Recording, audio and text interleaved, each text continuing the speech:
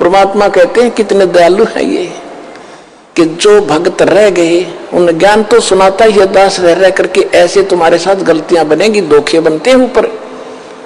जब तक आप गुरु से के साथ रहोगे तो तब तो दास आपको साथ लेकर जाएगा सतलोक में, परमात्मा आएगा दास के रूप में। जब तक जिसका कनेक्शन सही है, और फिर आपके साथ धोखा देगा काल, जिसका कनेक्शन यहां से कट जाएगा उसके पास भी इस दास के नाम रूप में काल आएगा और उसको उठाकर अपने खेमे में ले जाएगा। वहां धोखा होगा उसके साथ।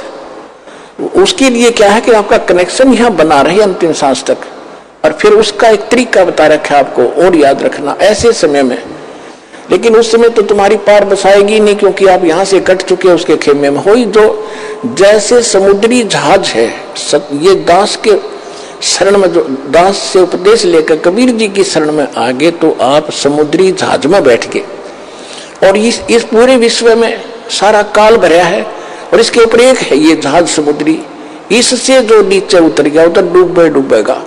जहाज से नीचे उतरा तो जल है, डूबने वाला ही है। तो यहां से जो गया वो तो डूब गया, वो नहीं फिर बच सकता। इसलिए आप जी ने ये सावधानी बरतनी है कि यहां से आप बाहर गए तो सारे काम में बिगड़े हैं, तो फिर नहीं बाहर पड़ेगी। जब तक आप इसमें हो फिर वह बात आपका असर होगी नहीं। आप तो पार हो ही रहे हो, जहाज में बैठे हो, निकल जाओगे इससे बाहर भवसागर से। तो जिस समय आप यहां से चलोगे आप तो कनेक्टेड है, तो सही रास्ते से जाके त्रिकुटी पर पहुंचोगे। त्रिकुटी पर जाकर फिर 3 रास्ते बन जाते हैं। उसी त्रिकुटी पर काल का भी पूरा तामझाम है, वो भी धोखा देता है, इसी रूप में खड़ा हो जाता है। एक पॉइंट ध्यान रखना वहां पर, उस समय आप सतनाम का सिमरण शुरू कर देना। सारनाम भी आपके पास होगा, सारनाम वो इकट्ठा हो जाता है, फिर तो तीनों मंत्र इकट्ठे चलते हैं। उस समय सिमरण जरूर करना, गुरु जी के चरणों में दंडवत प्रणाम करते। वहां जाकर आप देखोगे दास के रूप में भगवान मिलेंगे, कबीर जी, परमेश्वर जी।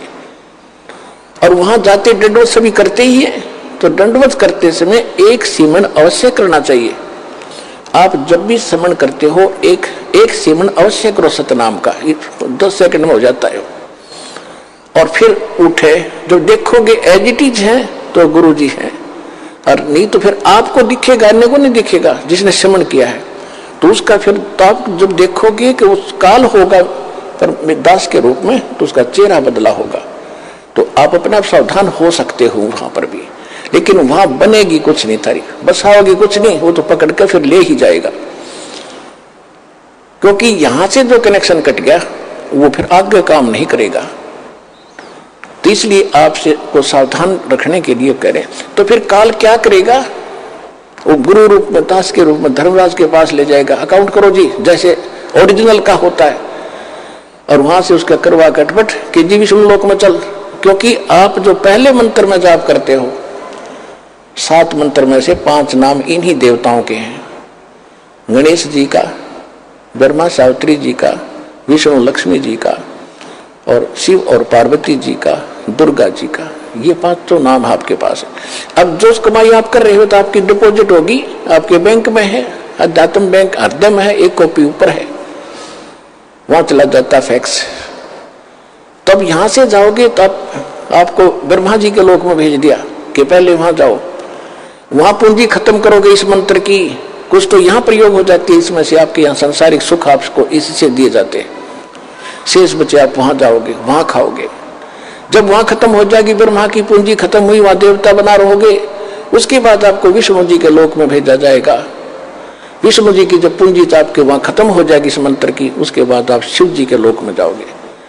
शिव जी के मंत्र भी आपको दिया जाता है, वो समाप्त हो गया, फिर आप ब्रह्म लोक में जाओगे। वहां पर जो सतनाम के अंदर हम जाप करते हैं ओम मंत्र का, उसकी पूंजी ब्रह्म लोक में खाओगे। जब वहां समाप्त हो जाएगी, फिर उस काल ने क्या कर रखा है ब्रह्मलोक में, अलखलोक, सतलोक, अलखलोक, अगम और अनामी लोक नकली बनवा रखे। उस दूसरे मंत्र की सतनाम की उन ऊपर के लोकों में आपकी पूंजी नाश कराओगा, और सार नाम की भी वही आपका उसको खराब कराने की चेष्टा करेगा।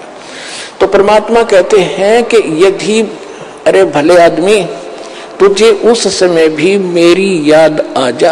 ये ज्ञान तो दास आपको दे रहा है।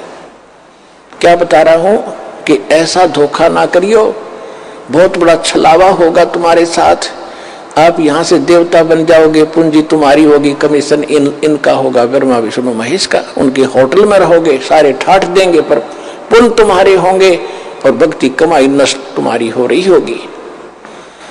तो परमात्मा कहते हैं तुमने यदि वहां जाकर भी याद आ गई मेरी, शिव मंडल ब्रह्मापुरी चाहे विष्णु लोक में हो, हमरे गुण भूल नहीं तो आन छुटाऊं तो।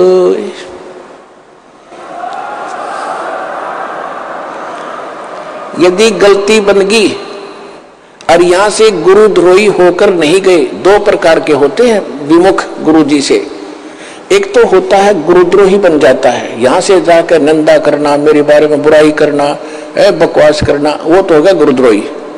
एक वैसे ही छोड़ देता है लापरवाही में, किसी की बातों में आकर चल गुटी छुट्टी लाने लग गया, वो गुरुद्रोही नहीं हुआ। उसको संभाला जाएगा, गुरुद्रोही को नहीं संभाला जाएगा। और उसको संभाला भी तभी जाएगा जब वो वहां जाएगा ब्रह्मा विष्णु महेश के लोक में।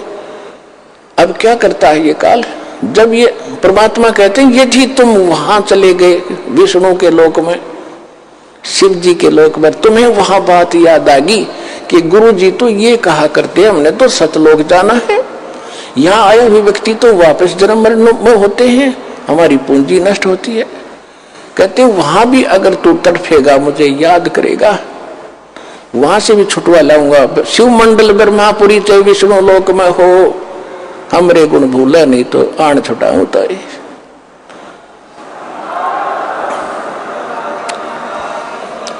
अब पुण्यात्माओं देखो, वो छुड़ा तो लिए, परमात्मा चले गए, दयालु हैं, उनका किसकी हिम्मत, छोड़ो भाई को।